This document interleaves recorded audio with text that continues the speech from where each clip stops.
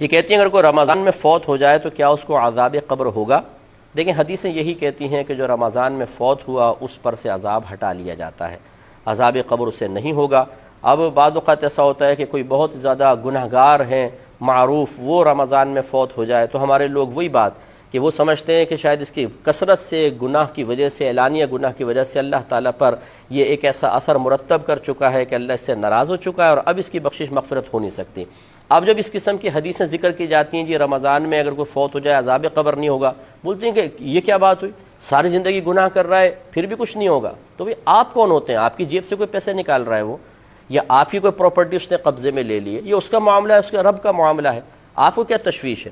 بلکہ اس طریقے سے اللہ تبارک و تعالی کی تقسیم پر اعتراض کر کے آپ گناہگار ہوں گے۔ آپ نے نیک عمل کر کے کون سا کمال کر لیا ہے؟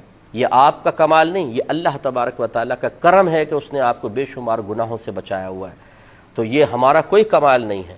اس طرح اس شخص نے اگر گناہ کیے ہیں تو اللہ تبارک و تعالی نے اپنے عدل سے اسے نفس و شیطان کے حوالے کر دیا اور لڑنے کا موقع فراہم دیا، وہ شکست کھا گیا، اور آپ کو اللہ نے اپنے فضل سے نفس و شیطان کو مغلوب کر کے عبادات کی توفیق عطا فرمائی۔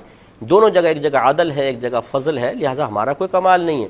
اس لیے کسی شخص کے بارے میں آپ یہ گمان نہیں کر سکتے ہیں کہ یہ ضرور جہنم میں جائے گا، اور اگر کوئی کہے کہ نہیں حدیث کے مطابق اس کی بخشش ہو جائے گی تو آپ اعتراض کرنا شروع کر دیں کہ بھئی کیوں بخشش ہو جائے گی؟ بھئی آپ کون ہوتے ہیں کیوں کہنے والے؟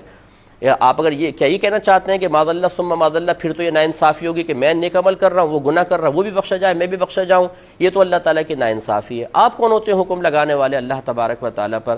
اس لیے وہ کتنا ہی گناہ گار اور پاپی ہو، ساری زندگی شرابیں پیتا رہے، ساری زندگی زنا کرتا رہے، اللہ تعالیٰ اس کے بندے کا معاملہ ہے۔ ہو سکتا ہے وہ شخص ایسی توبہ، موت سے پہلے ایسی توبہ کر چکا ہو کہ اللہ تعالیٰ اس کی سارے گناہ بخش دے، بغیر توبہ کے بھی مر گیا لیکن اللہ تبارک و تعالیٰ نے اس کو رمضان میں موت دے دی، اور کسی نے اس کے لیے دعا کر دی، اللہ تعالیٰ اس کے وسیلے سے بھی اس کو بخش سکتا ہے۔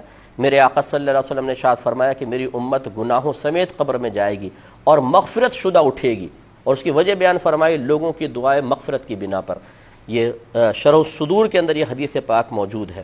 تو پوری امت کے ساتھ یہ معاملہ نہیں، لیکن اکثر کے ساتھ ایسا معاملہ ہے، کیونکہ بعض سرکار کے امتی جہنم میں بھی جائیں گے اور پھر آپ کی شفاعت سے وہ باہر آئیں گے، لیکن یہ اکثر لوگوں کے بارے میں سرکار کا قول ہے کہ میری امت گناہوں سمیت۔ ایک روایت میں ہے کہ میری امت گناہ سمیت قبر میں جائے گی تو جمعے تک انہیں عذاب ہوگا، اگر عذاب ہو رہا ہے جمعے کے بعد عذاب اٹھا لیا جائے گا۔ یہ تو میری اللہ کی مرضی ہے نا، تو اس طریقے سے ہمیں اللہ تعالیٰ کی تقسیم پر معترض نہیں ہونا چاہیے۔ اللہ نہ کرے، خدا نہ خواستہ آپ ابھی بڑے پپو ہیں، نیک ہیں، پرہیزگار ہیں، اور پھر آپ سے کوئی خطا ہو جائے تو اب آپ اپنے بارے میں کیا کہیں گے کہ ضرور آپ کی گرفت ہونی چاہیے، ضرور آپ کو رسوا ہونا چاہیے، ضرور بری موت آنی چاہیے، ضرور عذاب قبر ہونا چاہیے، ضرور میدان معاشر میں آپ کو ذلیل کیا جانا چاہیے؟ نہیں، اپنے بارے میں کیا گمان کریں گے؟ اللہ تعالیٰ بخش دے تو اس کی مہربانی ہے، تو بس یہ دوسرے کے بارے میں رکھیں، وہ ہمارا مسلمان بھائی ہے یا بہن ہے، اگر ساری زندگی گناہ بھی کرتے رہے اس نے ہمارا تو کچھ نہیں بگاڑا، نہ اللہ کا اس نے بگاڑا ہے، ہاں اپنا بگاڑا ہے، اب اللہ کی مرضی ہے، چاہے تو بخش دے۔ اس طرح کسی کو مایوس کرنے کی حاجت نہیں ہوتی ہے، نہ اس طرح کی سوچ بنائیے۔